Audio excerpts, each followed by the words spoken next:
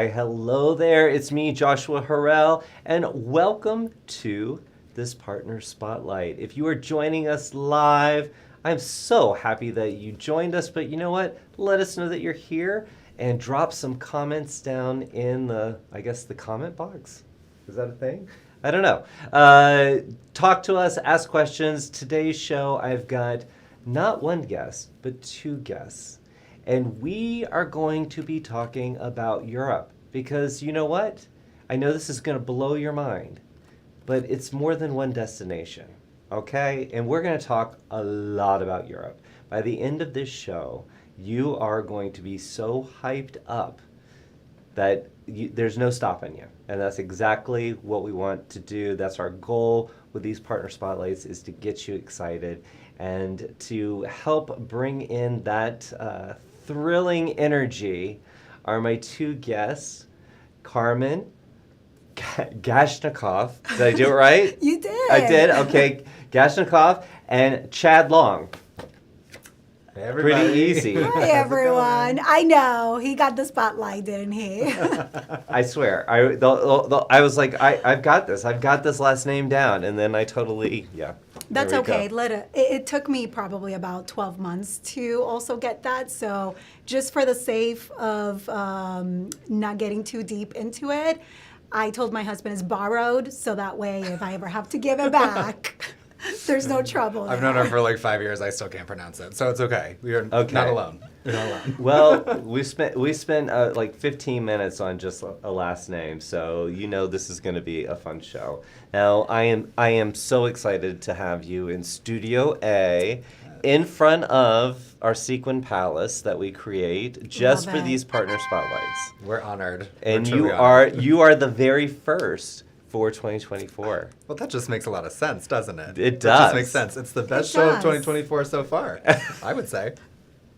So far, I think we're setting the bar real high. We are. And starting with Europe, that is also on an all high. It is. So many of you know that Europe is an extremely popular destination. I mean, it always has been.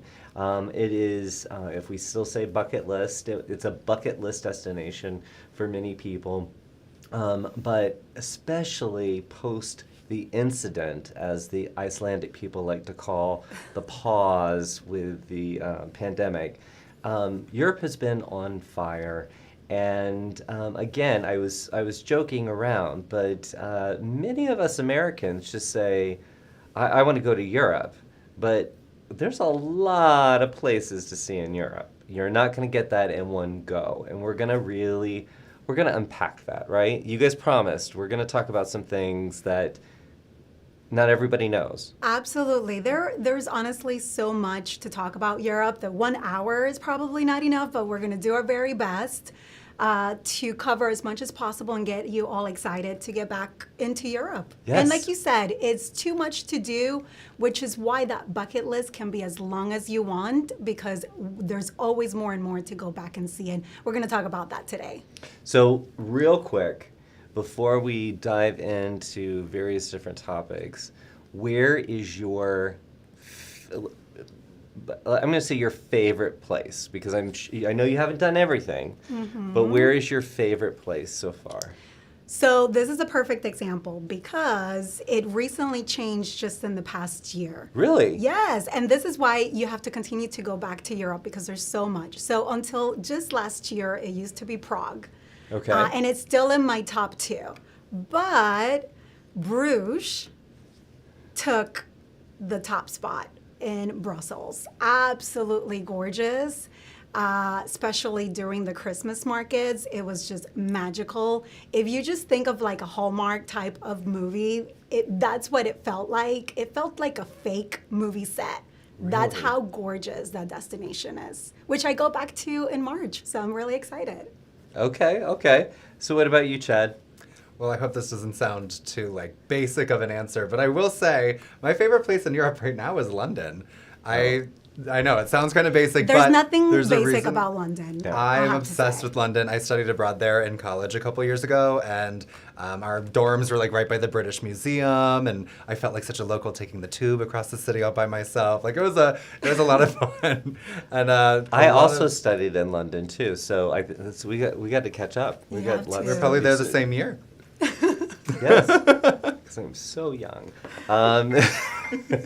Okay, so London is yours, and I probably would have said that. I mean, anybody that's watched our shows, I love London. That is my favorite holiday, but I got to do Scotland and really get around Scotland and into an area called Glencoe. And it's all like mountainous, like amazing.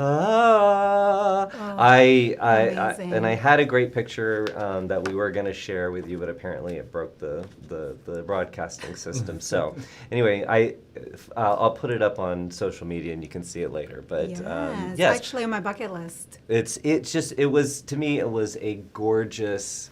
It was more than I expected. I did expect the Highlands of Scotland. I don't know, but there's a moment when you're just surrounded by these very rounded mountains in the middle of what seems to be nowhere. And I don't know, I had a moment. And you know what? I love that. That's what travel is all about. And specifically Europe, it's about the moments that every destination that you go to, it's just a new experience that just has a true meaning behind it. And that's what travel is for. I think for all of us, it has a very specific meaning. But for me, and I think many people, it's about the memories, the moments, just that kind of like picture memory that kind of stays with you, you know, a little bit more vivid than the pictures that we take with social media and everything, but it just creates that special experience that we're all looking for. Yeah. And one thing, I mean, you guys have a lot of experience with Europe, so that's why I wanted to have you on. I wanted to dive in deep. I wanted to go to places or plant the seed for our audience, for places that maybe they're not thinking about, because we do think about London, Scotland, Right. Ireland, Spain. I mean, we kind of talk All the about big those, ones, yeah. all the big ones. But what are some hidden ones that people don't often think about? I mean, I would say probably Switzerland is a really up-and-coming country. I know you Yes. recently went there. Actually, I'm planning on going there. So Okay. Switzerland it's been a bit of a buzz, I would say, for the past year or so. Obviously, it's been a major destination, but I think for the North American market, right, for us here in the U.S., it's become a bit of the talk of the town. And Europe Express, we've realized that that's something that we need to make sure that we're offering everyone. So we're adding a lot more of those experiences, and not just on maybe the main spots, but also into the mountains, right? Like if you love skiing, that's also an amazing destination for skiing. If you love that mountain views, the Matterhorn, right, from Sermont, that's an amazing destination. If you think of Glacier Express, that's an amazing experience in Switzerland. So there's so much more. Of course, the fondue, right? If you love cheese, and I'm a cheese lover. Is that from Switzerland? Yes. Yes. I had no clue. Oh, yeah. Okay. Yeah, and the chocolate. And if you knew, then I want to, make sure you say I knew it or I learned it today. And if you want to know about the spots, ask your travel professional, because they will be able to get you into those spots and help you figure out. It's all about tailoring those experiences about what you love. And I know that I'm a cheese lover, so my itinerary is going to be about where I'm going to find some fondue. My lactose intolerance is screaming right now. Take a pill. Take a pill. We love it still. But We what can't other resist. destination do you think, Chad? Poland actually is another Yeah. kind of like off the beaten path hidden gem. Is it the capital, Krakow? Yes. Is it the yeah. capital? It has a very similar vibe to like Berlin, but it's a lot more affordable actually. It's very hip and very trendy. So a lot of people don't even really think about Poland when they're thinking Europe, but And know? it's an all-year type of destination, which Okay. is even better. So you know that there's certain spots like Greece, right? It's a very specific time of year if you want to do those like island hopping. But if you're looking for an all-year destination that maybe you have kids that you can only go a certain time of the year or during the holidays, you can do it all year round, and it's actually pretty budget. I don't like the word budget per se, but it really does. I know it's a big word. It's a big word, but we all have to, right? We're all thinking about when we're making these trips, these experiences. What is that going to look like? What are the priorities? And Poland's actually a really good destination that sets it all for everyone, no matter what the intention of that trip is. Even history buffs too. There's like a lot of World War II history in Poland. So Yes. if clients are enjoying history, that's a great place to go. Well, that's the great thing about Europe, and I was just talking about this with someone else, that probably in the past 10 years, Europe used to be like a milestone destination, right? Like you would only have to reach a certain milestone in your life to make it that dream destination. It is a dream destination, but it's much more than that. Everyone is a European traveler. So not just the honeymooners, not just those retiring. If you're a traveler, you're a European traveler, especially if you're working with a travel professional that will tailor around what your needs are. So it doesn't matter the reason, we will help you build those itineraries. Right. The specializing it, catering it to the needs of the client, and not just the needs, but sometimes you don't know what you need Until And it's presented to yeah, you. until Exactly. it's presented to you. So being really talking about what are the things I love, what are the things I hated on my last vacation to Cancun. I mean, two different vacations, but there's probably some similarities into your experience that you did not like in Cancun that could be repeated in a European vacation. So make sure you talk about what you like, what you like, and what you don't like, and some of these hidden gems will definitely come forward. Yeah. Now I think that it's you said it you kind of glossed over it, so I'm going to pause you for a minute because we said Poland is a year-round destination, but you were just talking about Greece, and not everybody knows that there's a season. Right. Right? Yes. So what's the season for Greece? When is the best time to go to Greece? So I would say starting April, right? Towards Yeah. the end of March, it still hasn't picked up. There might be some stores that might not be fully open. They do close down for a certain season. I believe that. I just find I that. know, I but- mean, in America, we stay open all the time. Right? They get to take siestas in Europe. They're taking What? naps. They get to take a little break, I don't get it. recharge. Listen, there's so many factors around it that it's also the weather, right? So especially if you want to go to Santorini's and Mykonos, enjoying those destinations does mean a certain time of the year. So I would say about the beginning to middle of April is when that season is best. Probably all the way till the end of September, early October. So that's what we would call peak season. Okay. So yes, it's probably going to be a lot busier, but it's what you'll be able to, or the time of the year that you'll be able to enjoy everything you're looking to do, especially if you're doing those island hopping experiences, which of course are a must when you're in Europe Yeah. or in Greece in particular. Okay. But Athens, you can go anytime, right? So like if it's off that peak season and your family wants to go during the holidays, they have beautiful Christmas markets experience that you can go and do. I actually did it myself with my family a few years ago, and it was wonderful. It's a beautiful, just keep in mind that during the actual holidays, there's certain activities that won't be available. But that's the great thing about working with a travel professional, right? They'll be able to help you and guide you through all of those experiences. Yeah. There's a lot more to Greece than just like Athens, Mykonos, and Santorini. Those are Yeah, the are big there three. really? Can But- you, but I mean, there's the Naxos. birthplace of civilization, right? And there's Right, more than yeah. those. But there's just, I mean, those places are beautiful, don't get me wrong, but they can tend to be tourist traps, especially during peak season.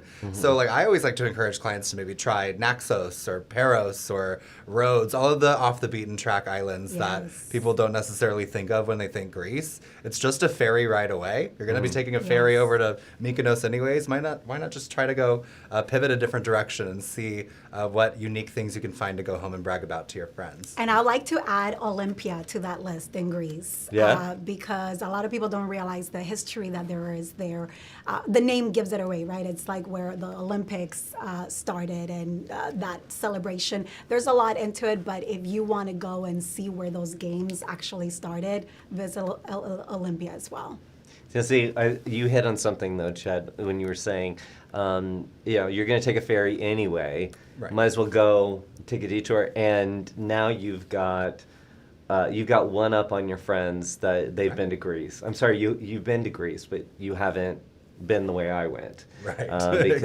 Because I did these hidden gems that not everybody's thinking Right. of. So You did the basic route. I did the unique itinerary. or the you extra, go. or the extra. I'm going The to say extra. that. We love extra. Yeah. Do the basic route, but then add on some extras as well. Right, and that's I did not realize. I know you might look at me and you're like, oh, he is such a world traveler. Oh no, I'm course. not. I'm not at all. But I realized once I got in the travel industry and started to travel, that fear of missing out is real. Oh, it's yeah. real. But it's not real until you get to the destination and you're looking, you're gathered in the massive corral of people, and then all of a sudden you look over and there's a small group of people and they're going to go do something for the day, and I'm like, like a little puppy, like, why can't I go? Please pick me. That's how you add more to your bucket list. Yeah. But I'm like, how did they get to go to something? And I'm just going with the herd of people. Like, no, I Right. don't. That's not the way I want to travel. So, great suggestions on Greece and but Poland. I think that's interesting. Year round. So, is the temperature pretty year round? Kind of. In Poland, Yeah. yes. You'll experience. That's why we call it a year-round type of destination, because the weather, the atmosphere, what you're looking for, budget. Even though it's the type of B word that we don't like to talk about, but it's just it's a perfect destination all around. Yeah. Interesting. Yes. Now, have you been to Poland yet? No, but we just started working with the tourist board directly, so it's in everyone's bucket list now. So. I love it. It's up and coming. Everybody's psyched up about it. Oh, yeah, Yes. for sure. What's another gem that people don't think about? I know this is challenging. I mean, you've got all of Europe There's to so work much. with. There is quite a lot. I probably would also say Portugal is a really stunning country, and a lot of Yes. people only think of Lisbon or Porto, but there's so many other cities out in the countryside, beautiful coastal views. I personally really like Braga. It's like a really, really beautiful city that no one really knows about. But Portugal is a fantastic country, and a lot of times clients or travelers will end there on a cruise or start there on a cruise. So if you're going to be going on a Mediterranean cruise, you probably want to do a pre and a post, and maybe Yes. get there a couple of days early and kind of explore the hidden little nooks around Portugal that aren't just the capital city. Yeah, I was just going to say that, and if you are new to travel, pre and post just means that the pre before the cruise, making sure if you're going to fly all the way over to Europe, you might as well stay for a little bit, and then either way on either end of the cruise. And a lot of people do take cruises, and they're just hitting the main spots in Portugal. But actually spending some time, I mean, that's the way to go. And you might not come back. You might not be back, right? Yeah. So, take advantage of it while you're over Well, there. it just adds that much more value to your trip, right? It is a long flight for us, right? So getting there and being able to add more to what you're already planning to do, it does add more to the experience, the culture. And Portugal is such a good combination also with Spain, right? It's such an easy flight from Barcelona or Madrid into Lisbon or even Porto. So it's very common to do these multi-city, multi-country itineraries, which it does allow you to do a little bit more and experience the type of itinerary that you're looking for. Now, I've never been to Spain, Have you been to Spain? I have to Barcelona, yes. Okay. A long time ago, so this was many, many years ago. But is there an American city that you would compare it to? Oh, that's a hard one. I don't think so. I don't think I could either. It's so No. different. Yeah. We don't got a It's- Sagrada Familia anywhere around I here guess- that I know of. Culture-wise, if I was going to compare it to something, and this is just because of my own experience, right? I'm Cuban, for those of you that did not know or The couldn't Russian, tell. her Russian last name really fooled you there. Yeah, don't let that fool you, okay? Like I said it in the beginning, it's only borrowed. But from my Cuban culture, right, in Miami and in Florida in general, that you get that culture experience that you don't, or just a different type of culture that you get all throughout the state, right? This is that in Barcelona, right? The tapas, the flamingo, the music, the people, the being out on the streets. So if you've been to Miami, I think that's the closest thing, which is not even close. Yeah, it's not close. not even but close. But you're right. It's the the closest vibe, comparison. the vibe and the energy, but Yes. that's with all the European cities that I've been to. It's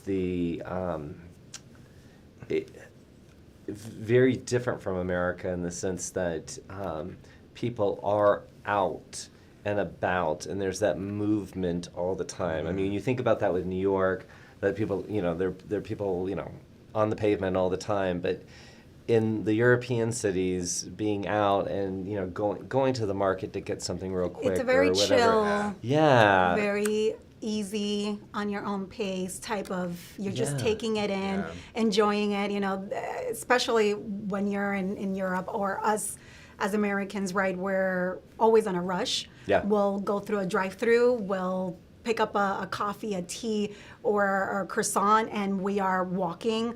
You won't see that in Europe, right? They're picking up a coffee. They're not picking it up. They're sitting down and enjoying it. They're getting that croissant in Paris, and they're sitting down and enjoying the views and the weather, the people. It's a little bit of a slower pace, Yes, which is nice. exactly. It's refreshing. Drive-throughs, not Yeah. common. Not very a thing. common. Not a thing, no. You'll probably say that in Europe. You'll be like, I'm not sure, but there's a cafe across the street. You can sit and people watch. And also, I will say, like, when you asked at the beginning what our favorite European cities were, I was struggling between Barcelona and London, because Barcelona, honestly, when I've only visited once, and it was at the end of a cruise, but it was I was on a cruise with my family, and it was the last stop, and we were all just so tired from hitting all these other countries. We really weren't looking forward to Barcelona that much. We were just kind of looking forward to relax, and it blew all of our minds. Like, all four of us fell in love with the city.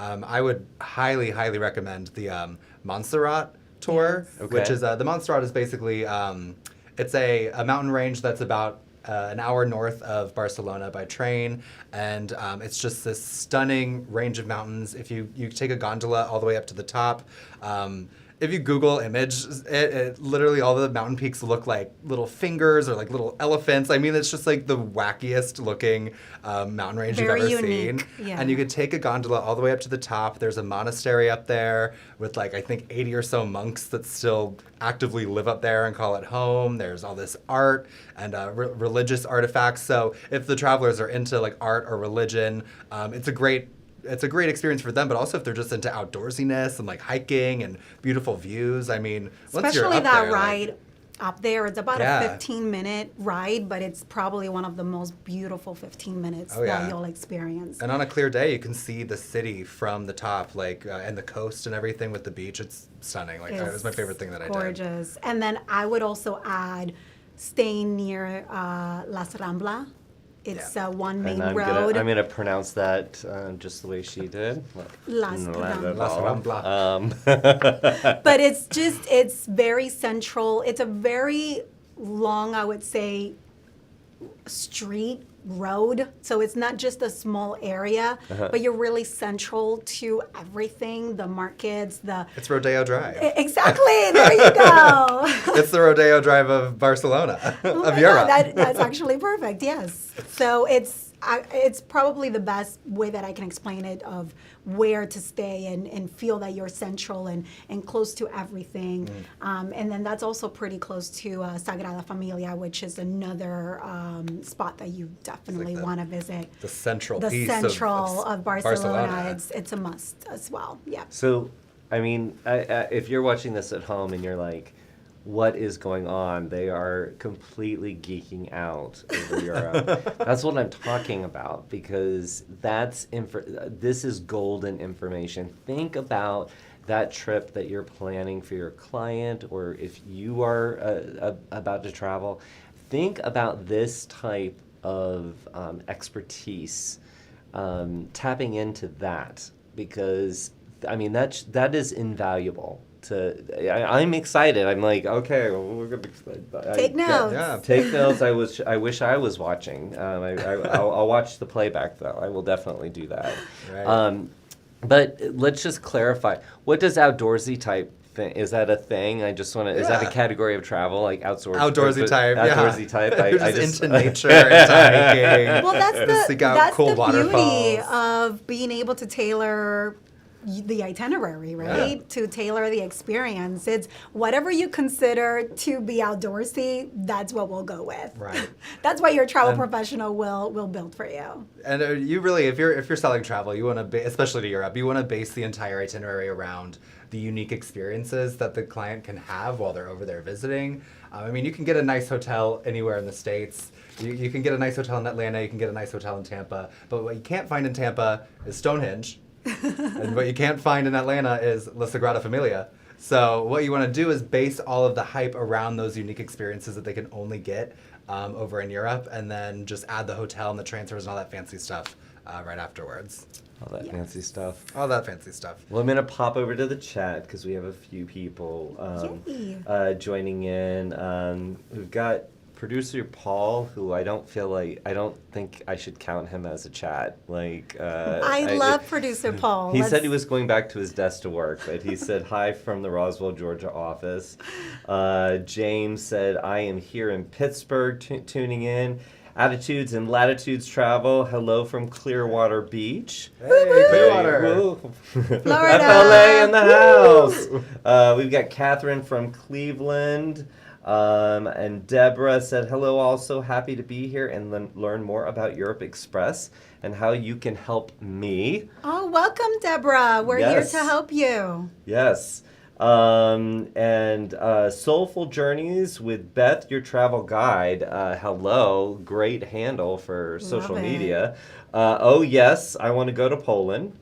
Deborah said Sicily and Belgium are hers. Oh my goodness. Oh, Sicily is yes. like blown up recently because of the White Lotus. It's where that last season was filmed, and now Yes. it's like the most popular spot in Italy. It's nuts. It's gorgeous too. I believe I had a few pictures that I submitted from Sicily as well. Oh, do we have those, producer Paul? Uh-oh, Nope. we missed it. That's okay. That's okay. But yes, Or I if you called you have it in your Producer bucket Paul. list, go for it. It's In producer Belgium. Evan.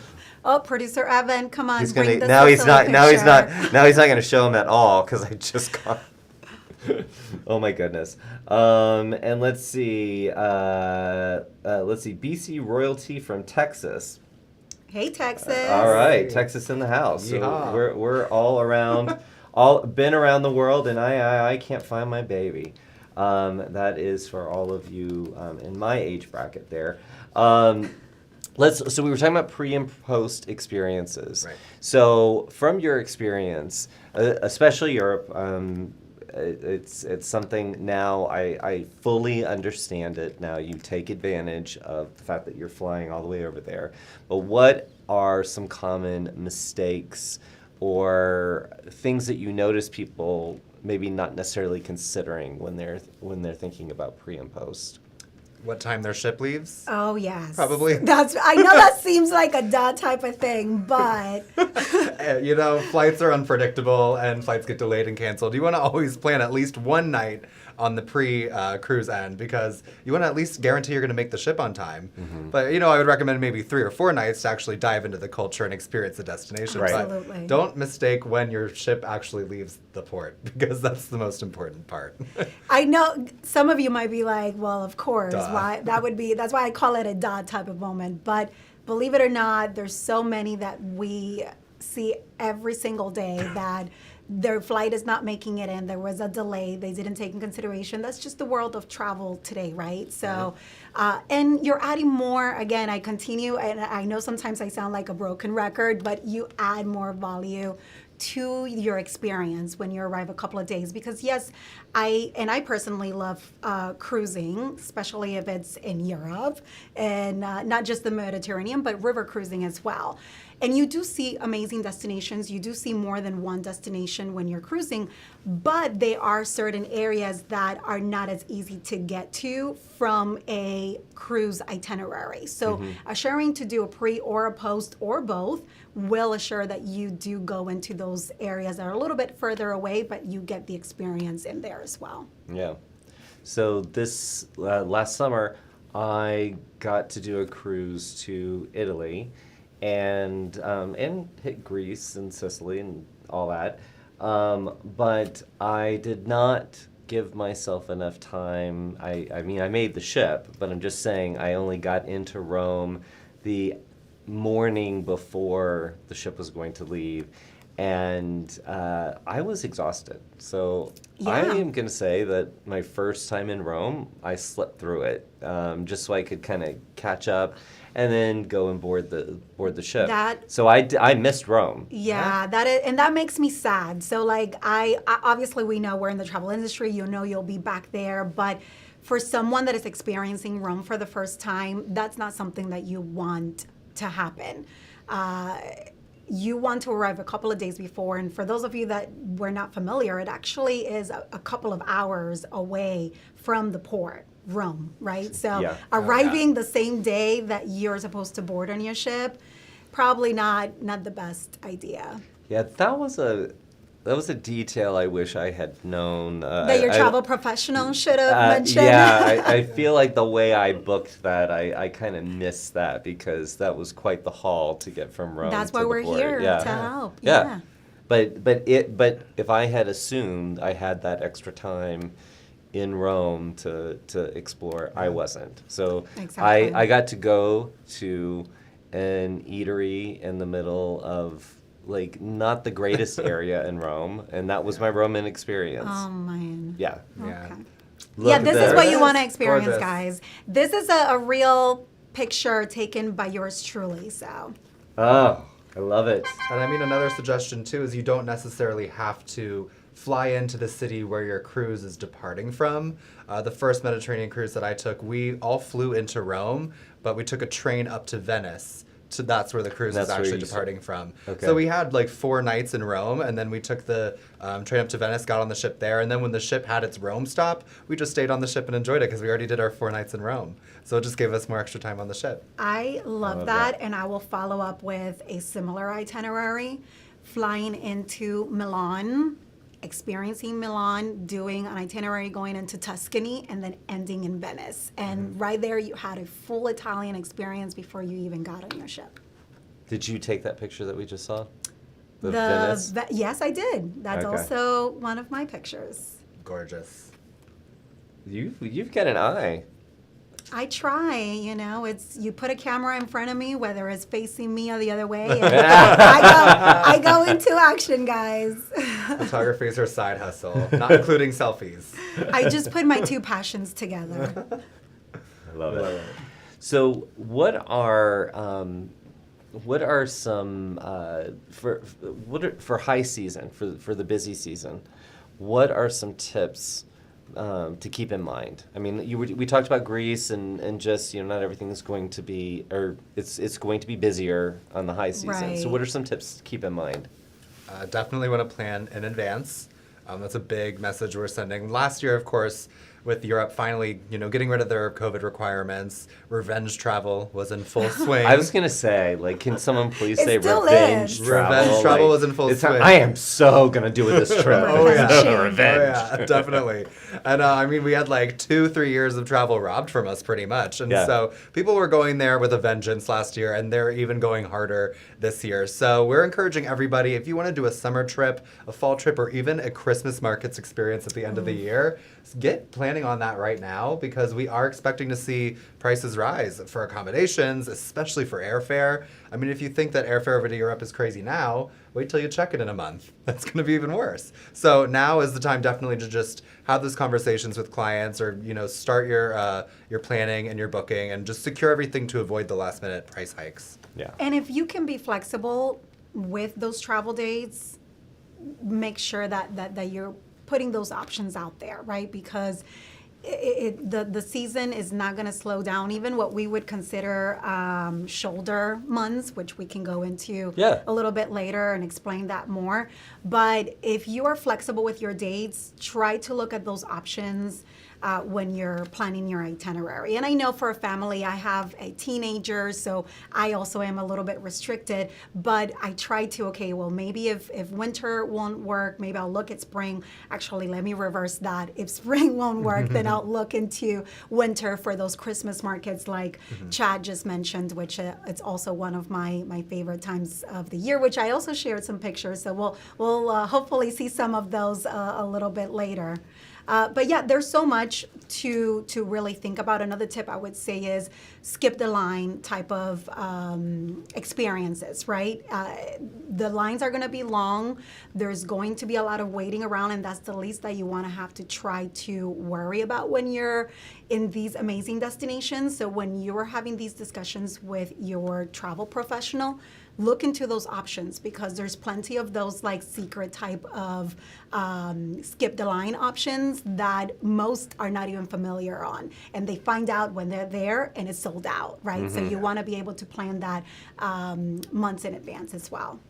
And I was just going to add to that most people, if you're, again, we're going to use the B word, budget conscious, but if you've already committed to this price for this trip, a couple of $100 for that So worth it. exclusive experience, Yes. you're gonna wish you had when you found out it was sold out, Exactly. right? 100%. So that is something to have that open dialogue. And I did like what you said about really communicating if there is flexibility, because a lot of people approach working with a travel professional as, I need from the 7th to the 14th, that's my trip.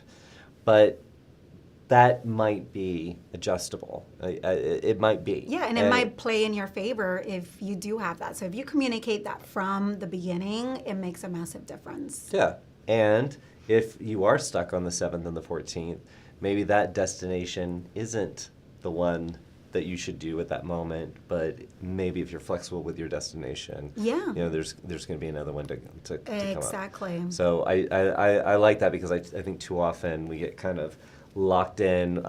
We were talking about, I was talking to Royal Caribbean recently, and we were talking about Alaska. And there's a very small season for Alaska, and most clients don't know that there's a small season, and it also is sold out for 2024. Yeah. So you have to be thinking about 2025. You're doing the same type of education, but now you've got a lot of colors to paint with Europe. You've got a lot of different You have a big experiences. list, and I'm sure in that bucket list, there's more than one European destination that you're wanting to go to. There has to be, I would right? hope There's so. too many. I would hope so. Yes. There's a trillion places. You got to have at least 5 that you're dying to get to.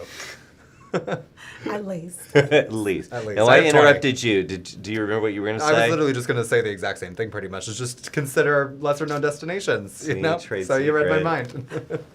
We're bonding In here. sync. Like Telepathy. Carmen's like, what am I in the middle of? I'm in the middle. I'm in the middle here. I should have sat there. The rose in between the thorns. Oh. Oh, I would say like maybe we're that. 3 roses. Oh, Oh, He does get. I have nice He's very moments. poetic I have nice sometimes. moments. oh, I love it. So, producer Evan, do we have any photos? Because I know you were trying to rotate through a few, and I think we did have a few that kind of corrupted the system. Not only mine. Oh, London. London, look at all decked out. So London beautiful. Eye. This was actually right during Christmas. Yeah, it was, I think, the day after Christmas, this picture. So you know what? You see these old buildings, and someone's just thrown up some light on it, and it makes a difference. I just feel like I should go home and get some rainbow lights And and just- just do it. Yeah, I mean, if agree. they can make that building, I we mean, can. Yeah, we can totally my house. Absolutely. And this was actually just one of many different colorful scenarios that they were doing. It was actually pretty impressive. We were a little disappointed and almost kind of like selfishly because we were still going to an amazing destination after this. We were traveling into, where was it, Germany. And we were sad we were leaving London, even though we were going to another amazing Amazing city. destination. But what that did for us is that we're now planning on going back at the end of this year to spend New Year's Day in London.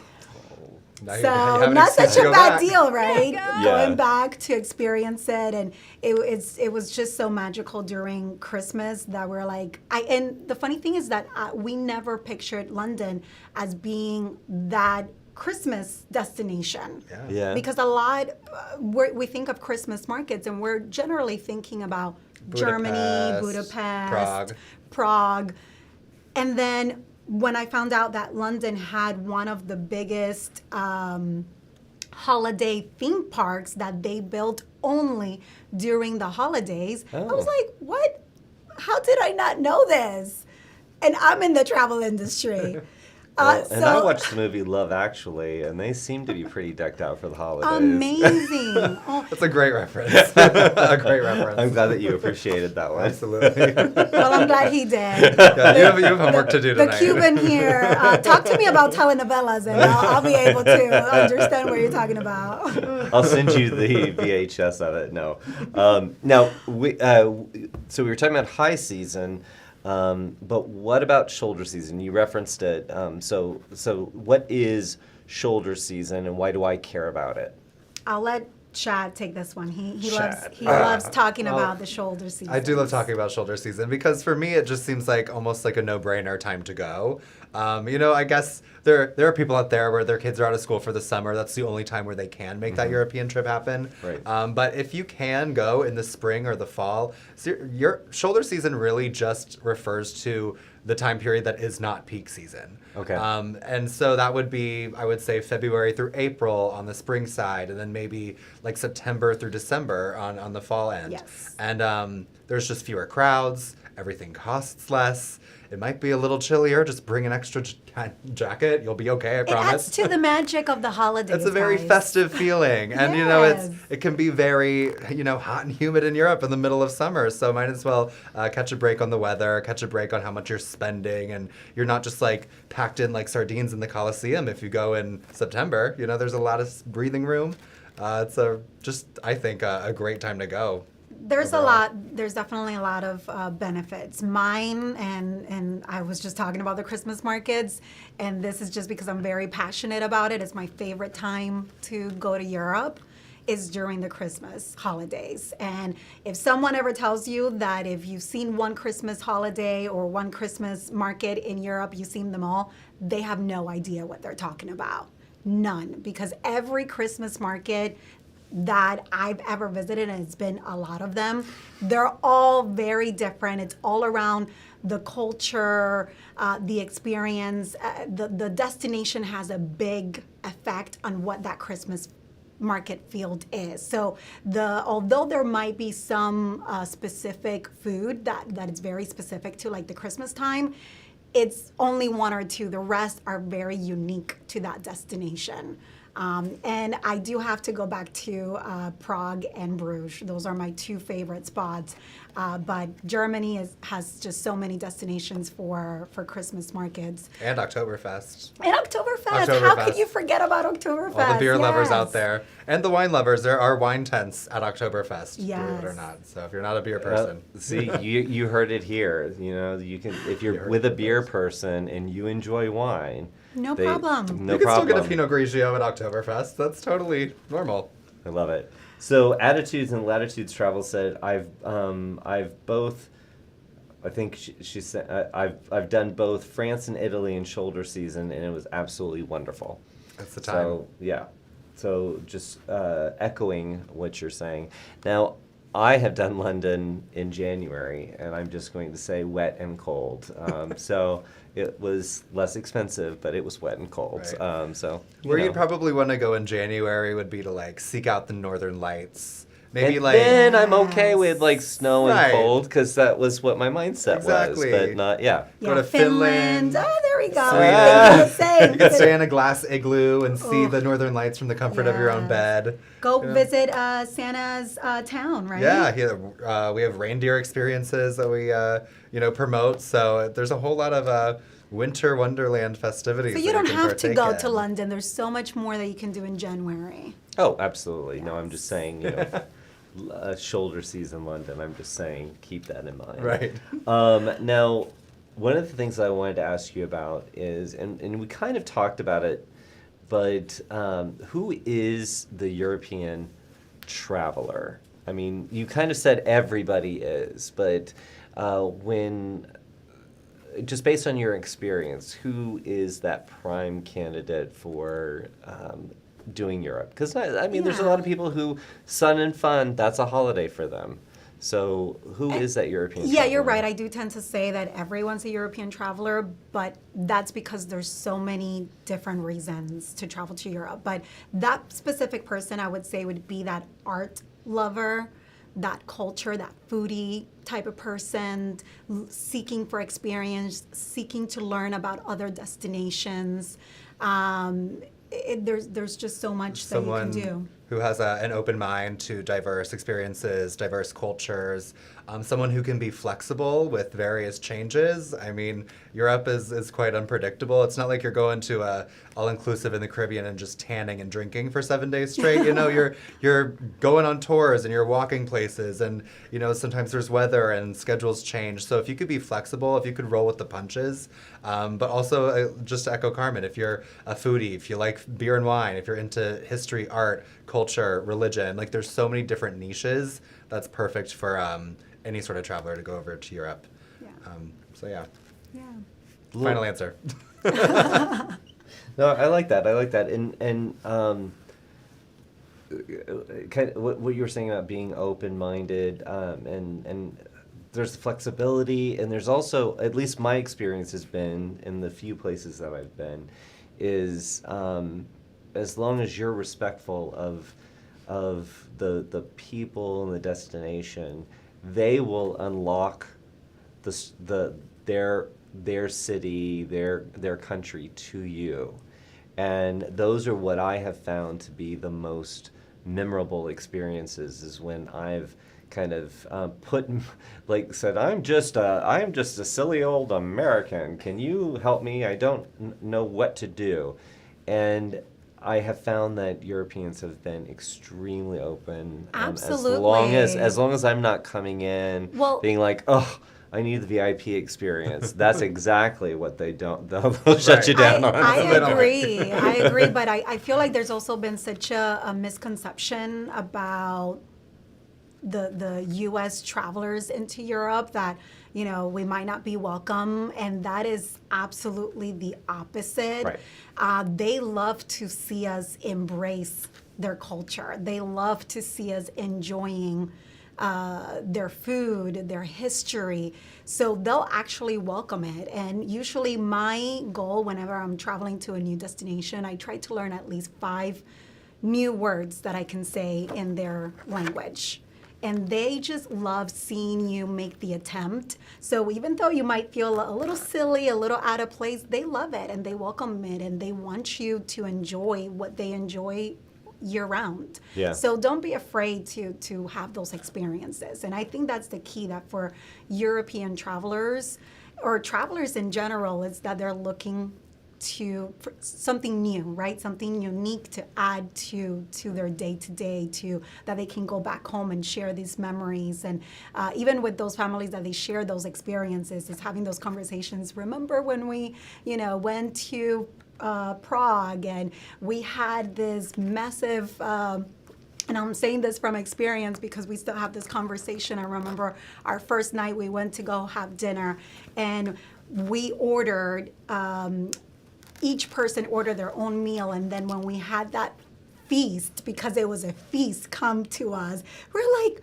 did we order the right thing? And then we now talk about, it's like, remember when we ate a whole leg of a pig or Pig leg. something like that? And it was just, we talk about The portion it still sizes to this are day. massive. Yeah, that's true. It was like, oh my God, do you remember that? It was meant to be for one person.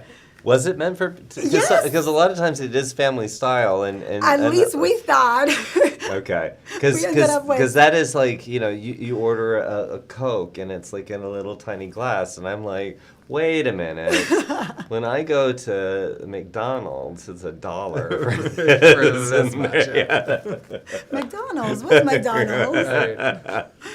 But I do I like what you said about learning 5 words, and they and I think that goes for any country around the world. Yeah. But if you are trying, they love it, and most of the time they can speak English, and They will. still want to see you say the words. Yeah. So What they'll is- wait. try, yeah. They'll wait, yeah. I need to probably pick up that practice and stop using Google Translate to talk to my taxi drivers. I should probably start to try to maybe. I'm gonna start doing that. Yeah, it's a good really practice. fun. Yeah, I mean, I do have a lot of tips. I won't go into it today, but when I travel, there's little things like that I like to do. One of them, and we're talking about creating a moment in the experience. In every destination that I am, I like to take, I guess you can call it a meditation, but I whenever I reach a peak point of that trip, that I feel so appreciative to be where I am, I like to take a few seconds, take it in, Okay. rather than taking my phone. And I said earlier, I love taking my pictures, but just taking in that moment and taking more of a mental picture of that memory with me, because it's what you take back, right? It's those memories and those experiences that you really take when you're in these destinations. Yeah. I whenever I do like a cathedral or a castle, and you can't ever touch the paintings. I mean, they don't want hands all over the paintings. I mean, It's come very on. They have I to paid to last- get in here. Right. They have Let to me last touch a the few more paintings. 100 years, guys. Can I touch? So what my habit is probably like, it's my form of meditation, is they'll at least let you touch the walls, the walls that have been around for like 1,000 years.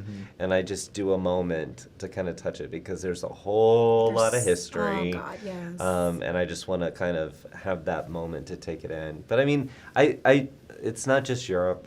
There's so many wonderful destinations. But what I find with Europe is, you know the Londons, you know the Paris, you know the Barcelona, you know those. But when you are crafting these vacations that are going to, I mean, they're not cheap. This is not a cheap vacation, but you might only get there one time.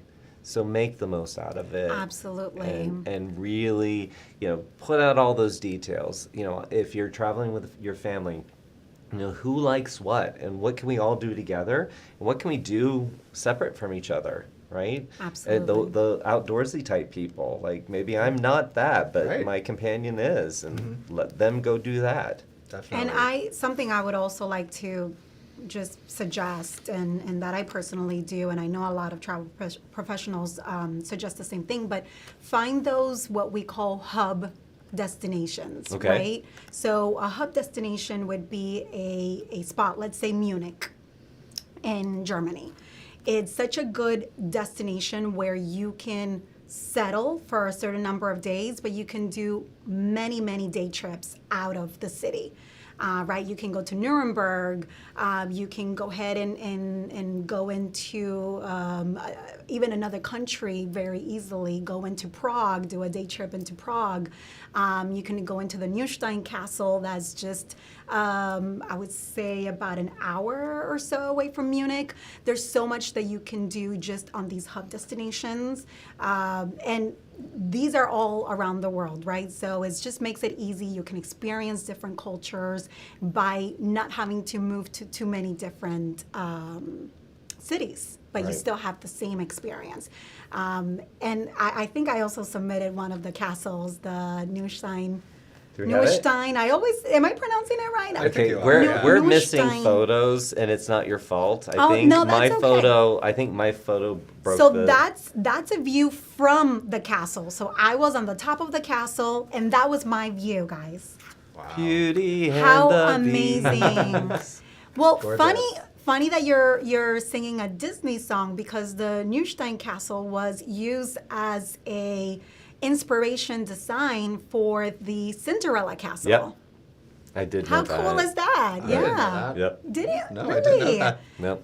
It's Cool. such Now a you'll cool- never look at the castle again. You'll I be won't. like, No. oh, You're whatever. like, this is a Germany ripoff. Yeah, exactly. Just a bunch of stucco Yeah. and chicken wire. Yeah, no. They did it first. They did pretty well, but they can recreate these views. That was Exactly. definitely. view. And let me say, going back to the different time of the years of travel, this is a perfect example, because I've been to this castle in two different seasons. One was in spring, so I believe it was sometime at the. Sometime in like March. And then this picture that you saw, that was at the end of December, right before New Year's, I would say.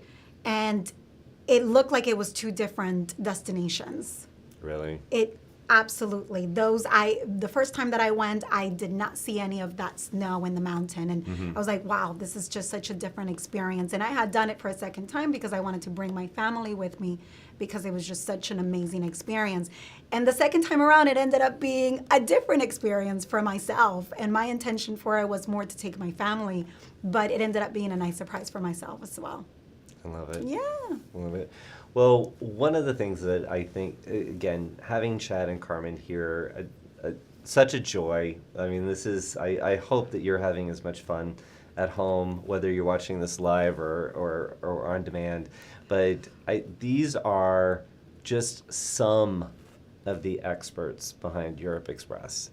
And that's something that I want to, here where I wish I had a pen and I was writing down the names that I could pronounce. I mean, because these aren't the only two people. There's a whole team of people that are here to be your experts and help you craft for your clients that true FOMO creating vacation that we all want. Because I'm sorry, if I see the same photo, what is this? Who's that gorgeous guy? Who is that? That was me before COVID in Amsterdam. I Yeah. love it. Had my little photo shoot moment. I love how you're like, I'm So looking nice. away. I'm looking Yeah, who away. I took was this get me picture? get me from the left, my good side. Paparazzi. Had that dimple popping out. I too. love it. The good old days. Good old days. Don't look like that anymore, but COVID took a turn on me. COVID took its toll. Cheesy But it was poofs. still a lot of fun. It was still a lot of fun. Yeah, now I'm lactose intolerant. I mean, my gosh. Wow, That's- you've shared a lot with I us. But really you know shared what so has not much. changed I'm an open is book. that spot in Amsterdam. Right. Chad has changed, but that spot That hasn't. spot still looks the same in all of its glory. Yeah, so you can enjoy that right now. You can go right now. Absolutely. Although the leaves might be off the And trees right now. yeah, at I the was just moment. gonna say, tulip season starts in April, so that would be an amazing time to visit Oh, yeah. both Amsterdam, really all through Holland area, right? The Netherlands, going into Belgium and Bruges, like I said earlier. So tulip She season. said Bruges is her favorite place. And the thing that threw me, and the reason why I laughed at you, I didn't really laugh at you, but I smiled at you, is my boss, Jason, Bruges is his favorite place. Oh. And I had never even heard of the place, and now everybody's bruising it up. So who knew? I didn't know. Listen, I did not know about Bruges until a few years ago, and it was also someone, a friend of mine, who said, "Oh, you're going to this destination? You better add Bruges in there." And it was added to my itinerary, which I say never to do. I don't know how we got so lucky, but we added it to our itinerary probably like 2 weeks before we traveled, and Wow. we're so glad that we did. But it was off season, so we got a little bit lucky with the availability there. Yeah. I guess if you don't Bruges, you lose, huh? Oh, oh, Chad. But I don't know Love if how we have he sound was effects getting on ready this. for I had that my head for He was 5 like- minutes. He was waiting to throw that in It was there. marinating there in his mind. But again, I just want to. An hour has flown by. Has but it? It has flown by. But I just wanted to really drive home. You. I mean, I have been to Europe quite a bit throughout my life, but I have not done everything. I haven't even skimmed the surface. And you don't have to know everything about every destination, and that's where these guys come in. And really, like you were saying, you work with the tourism boards. Yes. And you're there. They want you there. So this partnership helps empower you to create really phenomenal holidays for your clients. And at the end of the day, if you can knock their socks off on one trip, you are gonna keep on knocking their socks off for years to come. So at the end of the day, happy clients and happy tourists, just Happy lifetime memories. happy lifetime Yeah. memories, touching the walls, meditating. Touching the paintings, you're not supposed to. Yeah, Don't do I'm that. touching the painting. I'm touching the painting. Chad and Carmen, thank you so much Thank for coming. you. This was so much fun, guys. Yes. Thank you for joining us. Yes, Thank you. and please, if you want to check out more information about Europe Express, go to Worldvia Pro, and you can find out all about them and what's going on with them, and reach out to the team over at Europe Express, and open up that dialogue, because you never know when you've got that client that needs to get to Bruges. I'm just saying. All right. Well, I'm your host, Joshua Harrell. See you for the next Partner Spotlight. Take care of yourself so we can take care of each other, and we'll see you real soon. Bye.